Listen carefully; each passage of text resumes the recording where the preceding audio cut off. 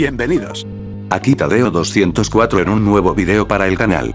El doblaje realizado en Hispanoamérica es quizás de las industrias más importantes e influyentes del medio en todo el mundo, resultando especialmente interesante, debido al enorme impacto que ha tenido en la forma en que generaciones enteras consumieron cine, televisión y animación extranjera en el continente americano a través de los años. Desde sus inicios, México se consolidó como el principal centro de doblaje en español para América Latina, desarrollando una industria capaz de dar voz a miles de personajes y producciones que terminarían convirtiéndose en referentes culturales para millones de espectadores. No obstante, no solo en México se producen doblajes, también en Argentina, Venezuela, Chile y otras naciones o regiones hispanohablantes también construyeron sus propios espacios dentro del doblaje latinoamericano, aportando estudios, directores y actores que contribuyeron al crecimiento y evolución de este medio. Entre todos estos casos, Argentina posee una trayectoria particularmente llamativa, siendo el segundo país en donde se han doblado más producciones al español en América por detrás de México. Si bien en la actualidad su industria atraviesa un periodo de expansión y participa cada vez con mayor frecuencia en producciones internacionales, gran parte de su pasado continúa siendo poco conocido. Numerosos estudios, proyectos y doblajes realizados durante distintas décadas apenas han sido documentados, mientras que otros sobreviven únicamente a través de registros dispersos, copias deterioradas o el recuerdo de quienes llegaron a escucharlos. Y es precisamente dentro de ese contexto poco explorado, es donde surge uno de los casos más extraños de toda la historia del doblaje latinoamericano, el cual reúne distribución doméstica en formato VHS y una dudosidad legal sobre los mismos. Un caso rodeado de incertidumbre que, con el paso de los años, terminaría convirtiéndose no solo en un caso curioso de material perdido sobre doblajes, sino también en una pieza singular dentro de la historia audiovisual argentina.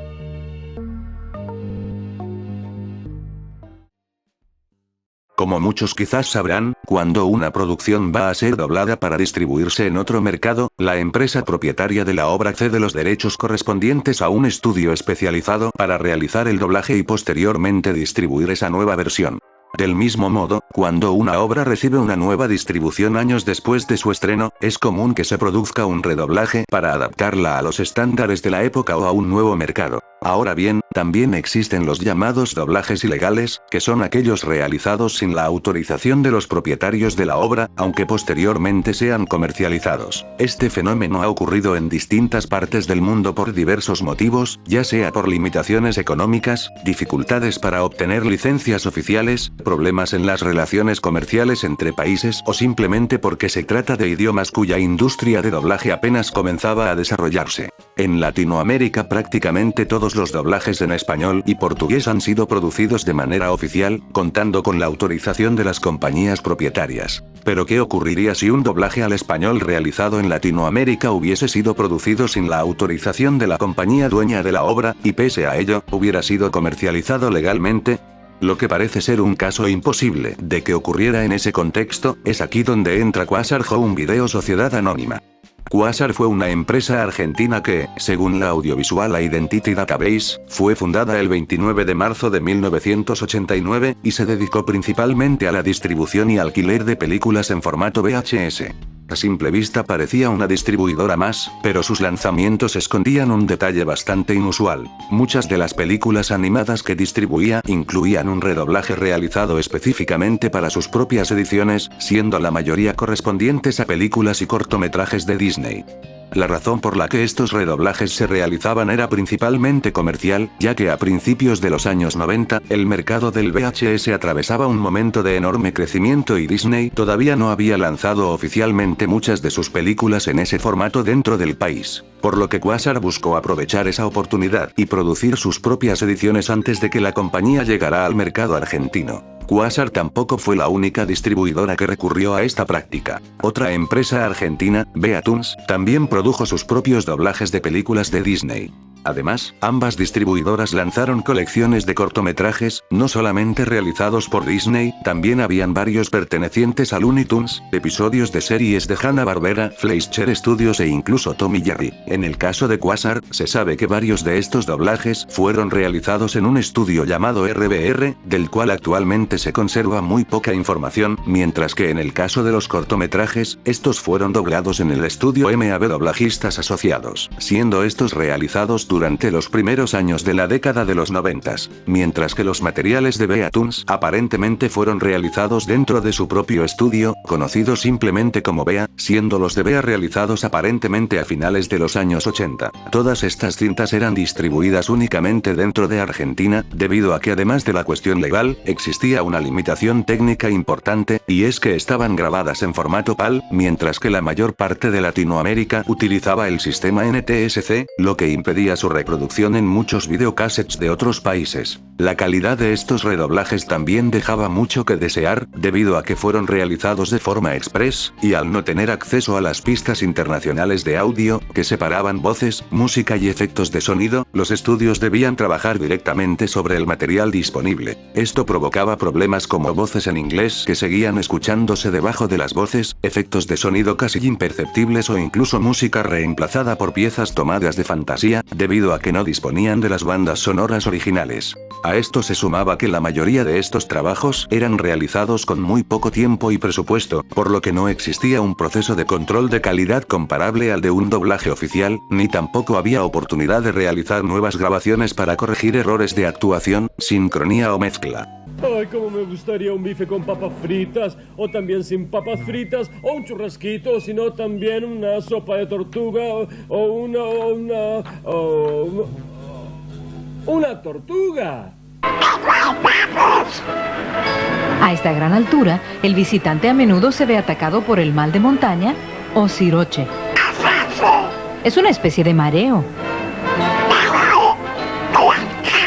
Esa combinación de limitaciones técnicas y producción acelerada explica por qué, pese a contar con gente profesional, muchos de estos doblajes presentan interpretaciones, dicción y calidad sonora bastante irregulares. Entonces, si Disney nunca autorizó estos doblajes, ¿cómo pudieron venderse legalmente?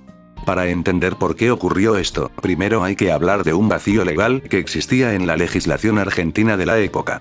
Durante varios años, las leyes de derechos de autor permitían que una empresa distribuyera en medios caseros determinadas películas que ya habían cumplido 50 años desde su estreno original, considerándolas, para efectos de su comercialización, prácticamente como obras de dominio público. Sin embargo, no existe documentación que permita confirmar con absoluta certeza que ese fuera el fundamento legal utilizado por Quasar Home Video, por lo que el verdadero estatus jurídico de estas ediciones continúa siendo incierto. Debido a ello, y al haber sido realizados sin la autorización de los propietarios de las obras originales, estos suelen ser considerados como doblajes piratas, aunque hayan llegado a comercializarse de manera abierta dentro de Argentina. Precisamente por todo esto, estos redoblajes siguen siendo motivo de debate hasta la actualidad entre los seguidores del medio.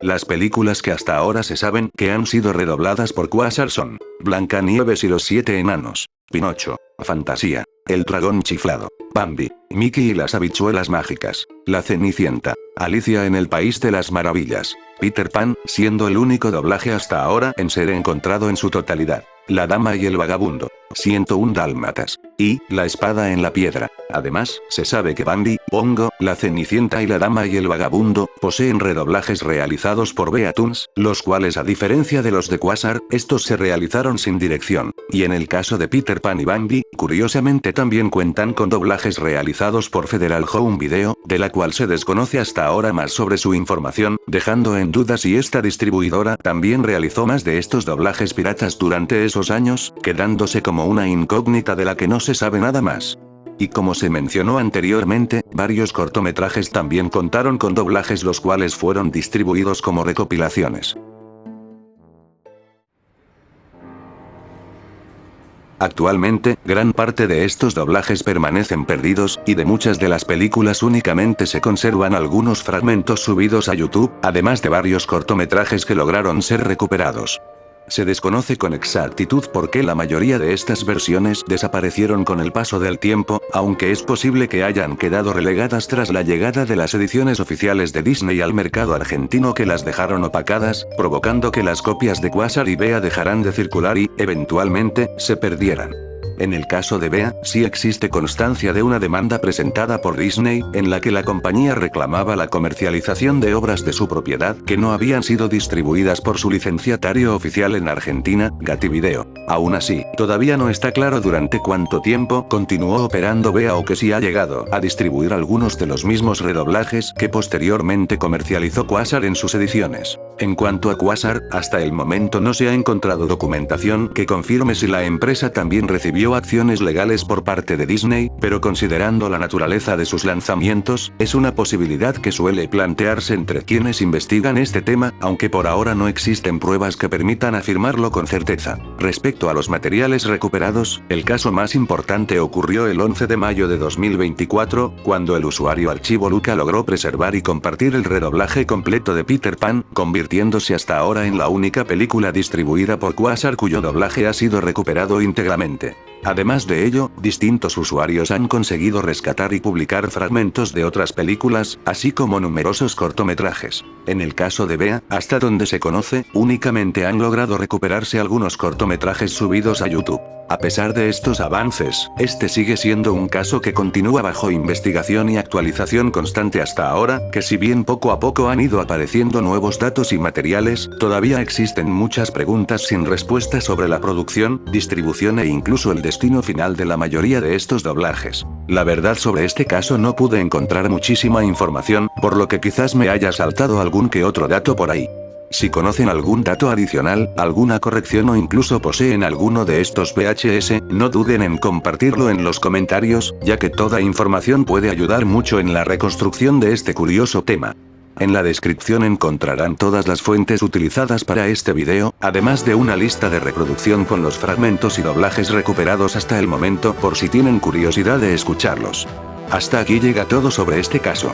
Si quieren ver más vídeos de este tipo, pueden suscribirse a mi canal, en donde además de casos de material perdido, también hablaré sobre muchos casos curiosos similares a este, y como no, contenido de todo tipo. En fin, nos vemos en el siguiente vídeo. Chao.